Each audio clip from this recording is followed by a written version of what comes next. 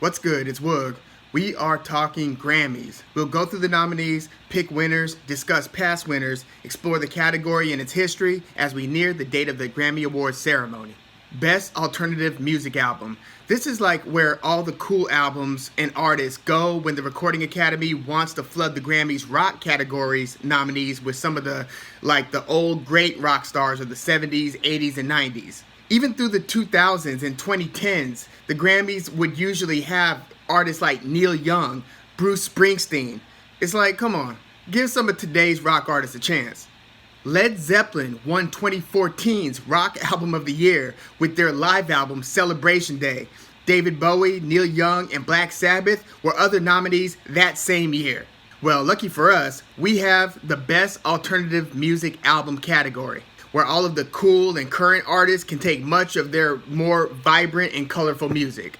The more progressive rock, indie pop, folk rock, dream pop, even regular alternative rock or 90s style. And then there's post-punk, singer-songwriter, folk, think Father John Misty. All of this stuff can feature here in Best Alternative Music Album. This is a newer category. It just started in 1991 with Sinead O'Connor being its first winner with her I Do Not Want What I Haven't Got album. Green Day's Dookie album won it in 95, beating out 9 Inch Nails, The Downward Spiral, Crash Test Dummies, Tori Amos, Under the Pink. Phoenix's 2009 album, Wolfgang Amadeus Phoenix, with songs like Listomania and 1901, is a past winner as well. Now there's a three-way tie for most wins in this category. Radiohead, The White Stripes, and now Beck. Each have 3 wins. Beck just joined the 3 wins club with his 2018 album Colors. And guess what? He's nominated this year too with Hyperspace. So he has a chance to be the first with 4 wins in this category. Coldplay and Vampire Weekend each have 2 wins. Now check it out. There's also a 3-way tie for the most nominations in this category, and that's between Radiohead, Beck, and Bjork. But unlike Radiohead, who's won 3 out of 8 times, and Beck, who's now won 3 out of 8 times, Bjork has been nominated 8 times in this category and has not won the award once. I've done a whole video about Bjork repeatedly getting dissed here. 8 nominations and 0 wins? It feels like some sort of a cruel joke. Bjork is among the most innovative and envelope-pushing artists that we have in modern music. Seriously, she's like the living embodiment of alternative music. Very multifaceted, experimental. I mean, seriously, give Bjork a little more love. Hopefully she can deliver big once again with her next album, receive a 9th nomination, and I don't know, maybe win it this time? Come on, Academy. Tori Amos and Arcade Fire both have 5 nominations here. PJ Harvey and Death Cab for Cutie each have 4. Now this year, we're kicking things off with Fiona Apple's Fetch the Bolt Cutters. This is Fiona's 5th album and her first in 7 years. Fiona really takes her time between albums, especially with these last 3. There were 6 years between Win the Pawn and Extraordinary Machine, 7 years between that and The Idler Wheel, and now 8 years between The Idler Wheel and Fetch the Bolt Cutters. However, anytime Fiona does drop, it's almost guaranteed to be a critical smash. She certainly cemented herself throughout the years as one of the most daring and detailed songwriters. I wouldn't describe her last couple albums as easy listening. Fetch the Bolt Cutters, for instance, isn't as widely accessible or easily digestible as Win the Pawn or even Extraordinary Machine. Fiona can be harsh. Her smacking the piano keys is often very emotive and maybe a little agonizing. I mean, she plays excellently. It's just that it's not always meant to sound pretty. Nor is her vocal styling. She can sound very pleasant, but it's not always what the song calls for. Sometimes she showcases a much more raw tone in her voice, and it has a great impact on the song, especially when you couple the tone with what's actually being said or sung. Beck's Hyperspace was produced almost entirely by Pharrell Williams. I'm actually surprised to see this one nominated here, especially with all the past success Beck has had in this category. It just seems a bit gratuitous, kind of a lazy and forced choice, nomination-wise. First off, this wasn't an exceptionally high critical success. Fiona Apple's Fetch the Bolt Cutters, for instance, had an average Metacritic score of 98 out of 100. Phoebe Bridgers' Punisher album, 90 out of 100. Brittany Howard's Jaime, 88. Tame Impala's The Slow Rush, 79. Those are some of the other nominees here, by the way, if you were wondering why I'm calling out these random albums and giving you their Metacritic scores, because they were all nominated here and all have a higher critical acclaim than Beck's latest album, Hyperspace. So Beck's Hyperspace was a 77, so it is the least critically acclaimed album out of the nominees. And commercially, this was the worst charting album of Beck since 1994, like 10 albums ago. Seriously. So what exactly is the Recording Academy basing this nomination on? Or is it that a Beck album produced mostly by Pharrell is just too important an occasion to not at least nominate? I don't know. But this is basically Beck's third album since his 6-year hiatus between 2008's Modern Guilt and 2014's Album of the Year winner, Morning Phase, in 2014. So he's been dropping every 2 to 3 years, and then the last two have been more in the vein of pop, electronic pop music. 2014's Morning Phase was folkier, kind of indie folk rock, more akin to his most renowned album to date, 2002's Sea Change. But Beck's really leaning into this electro pop, synth funk style, and Pharrell Williams and even Greg Kurstin on a couple of songs are providing the backdrops.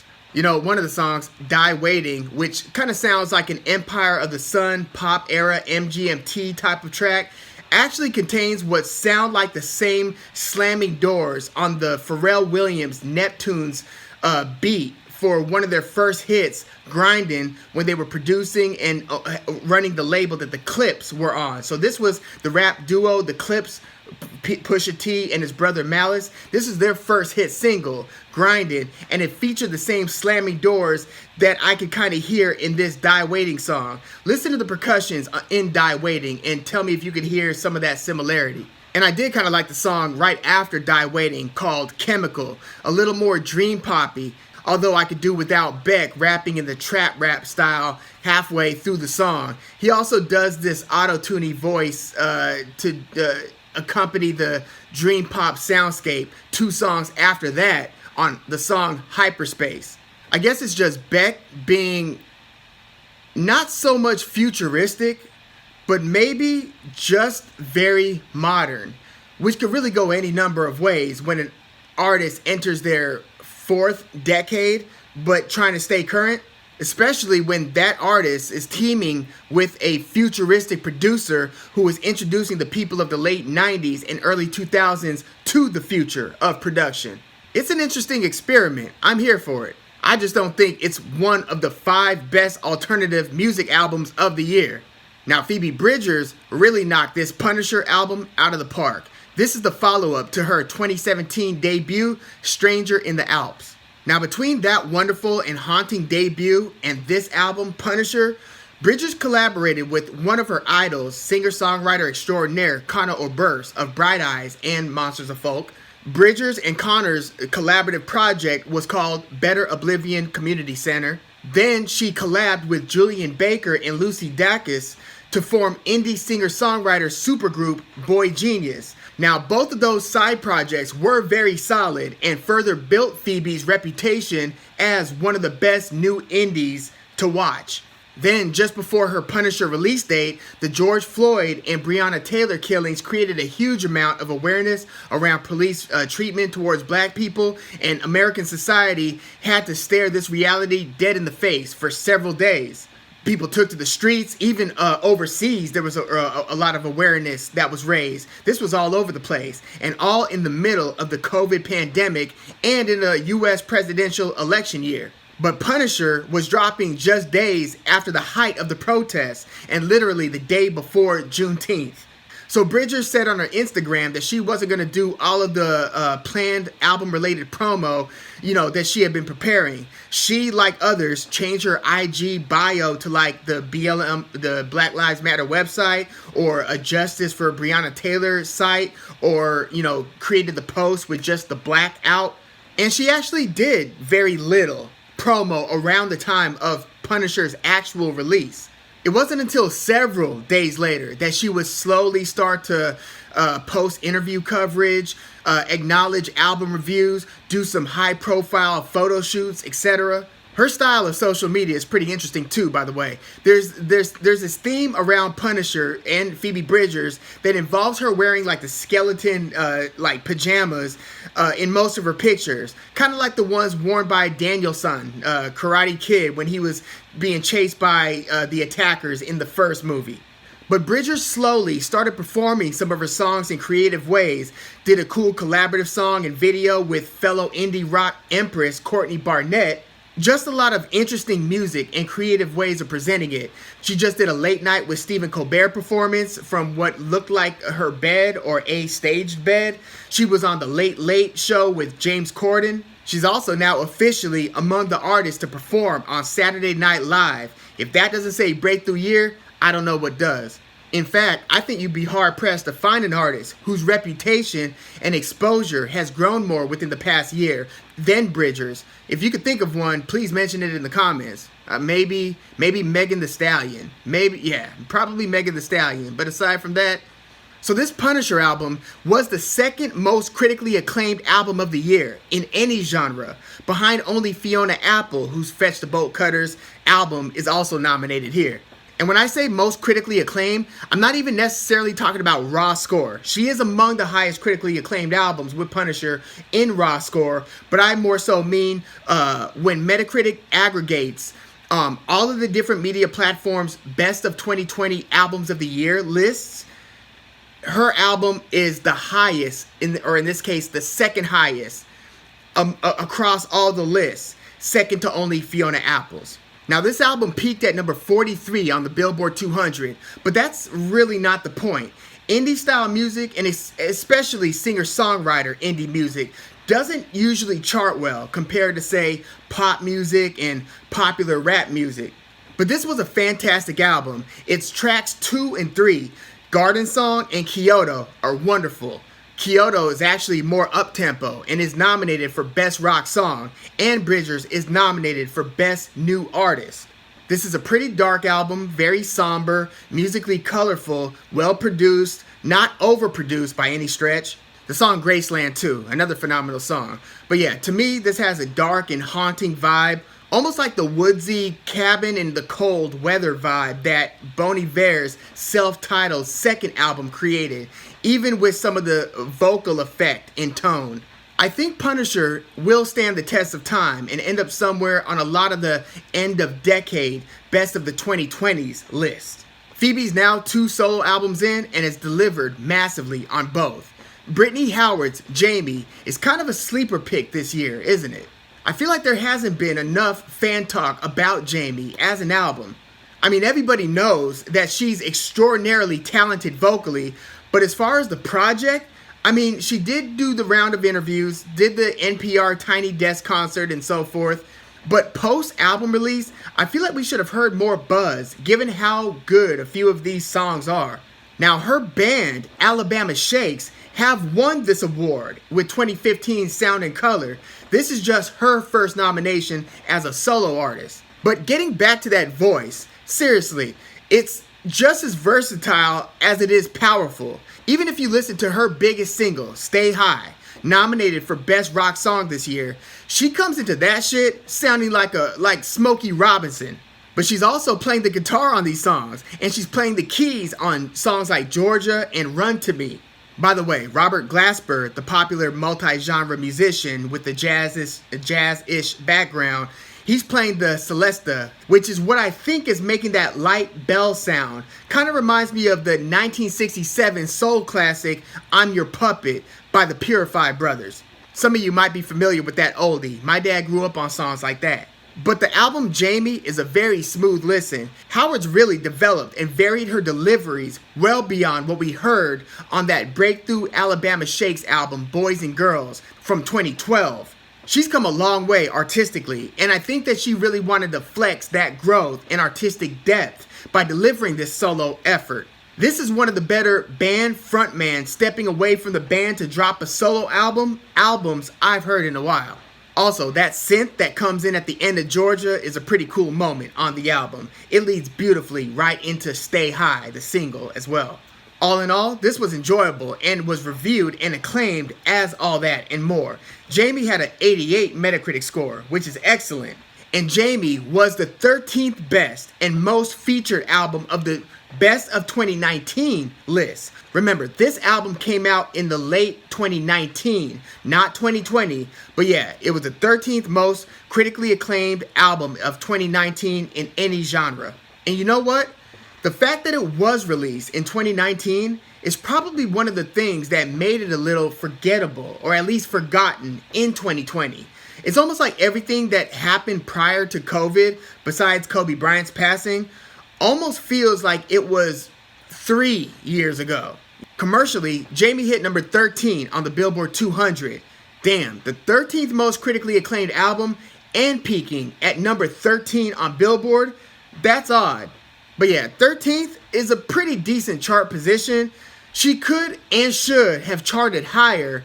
I mean, the band that she fronts, Alabama Shakes, 2 albums charted at number 6 and at number 1.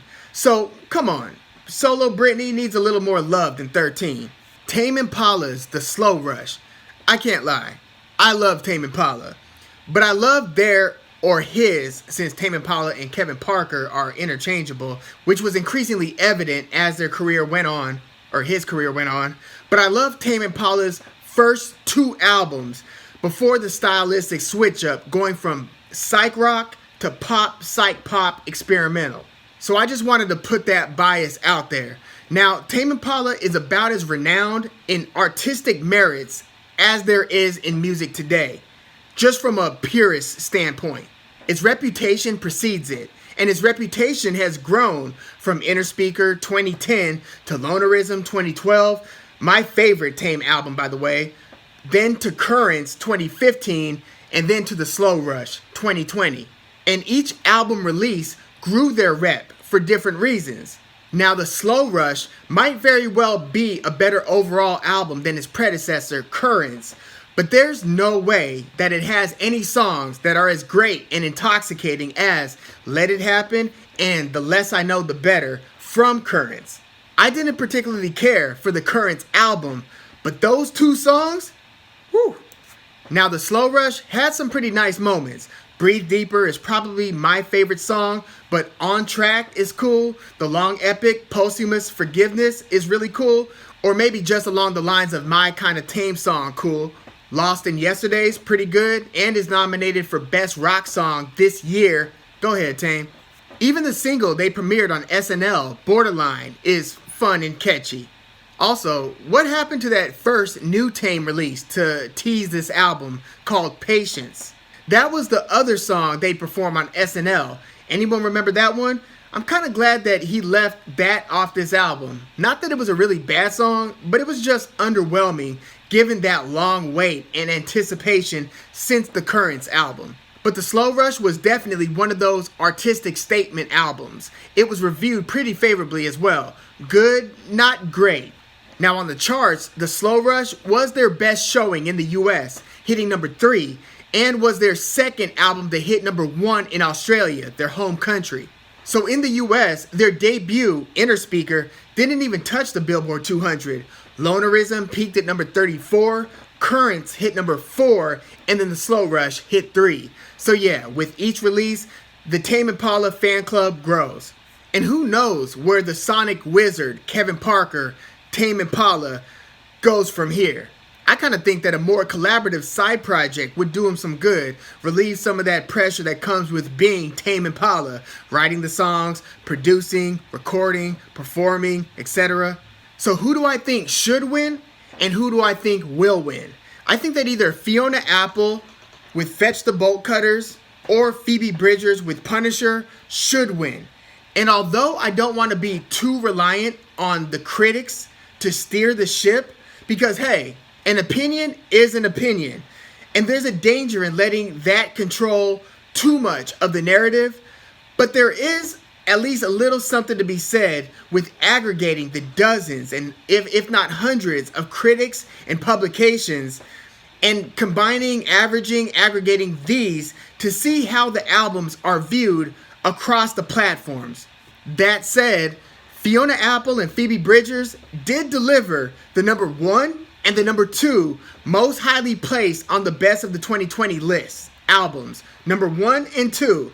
And neither of these albums, by the way, are nominated in the major Album of the Year Grammy category. Likely from a lack of commercial success? I don't know. I mean, I've looked at some of the nominees on that major category, reviewed them, and I see that some of those have no commercial success. So I don't know what they were whiffing on by not nominating either Fiona Apple or Phoebe Bridgers. But in this alternative music album category, which again, I love artistically because it includes so many of the stylish genres and subgenres, folk, indie soul, some funk, some actual alternative rock, punk, whatever. But this has to be either Fiona or Phoebe for me. And I think I like the Punisher album a little more, at least right now. You know how these things can change. But I feel like Fiona's statement with the themes on some of her songs, the song Shamika, the song Ladies, Newspaper, I mean, these are some heady and heavy songs. Heavy Balloon, another powerful song. Man, Punisher is a little easier on the ears to me, but I don't know, because Fiona Apple also has yet to win this award, which, wow. Now, it's not as egregious as Bjork being nominated 8 times with 0 wins, but wow. This, by the way, is Fiona's 3rd nomination in this category. Making Mirrors, that album from Godier, remember him? And that song, Somebody That I Used to Know, featuring Kimbra, or even that funky State of the Art song. Maybe you probably don't remember that one as much, but Somebody That I Used to Know was all over the place. Well, yeah, that's who beat out Fiona Apple's 4th album, The Idler Wheel. When the Pawn, Fiona's 2nd album, is actually my favorite from her, followed by probably Extraordinary Machine. But man, I want to give this award to Punisher so bad because it sounds so good. But this year, I'll go with the slightly more grating on the ears. But ultimately, maybe more powerful, Fetch the Bolt Cutters. Man, I feel kind of wrong by going with anything other than Punisher right now. You know what? I'll say this. Punisher is my favorite album of this group. But I think Fiona Apple should and probably will win this award. Some of this might be because the Recording Academy might recognize that Phoebe is just getting started and that Fiona Apple should have probably won this at least once by now. Now, I know Fiona Apple's been critical of a lot of larger musical institutions and societal institutions, so I don't exactly know what Fiona Apple's relationship with the Grammys and Recording Academy are, or if that's going to play against her. But man, I like that Punisher album. A big part of me wants to see her earn the Grammy with that. You know, her being Phoebe Bridgers with this beautiful outing. But if not one of these two, then I'd like to see Jaime by Brittany Howard win.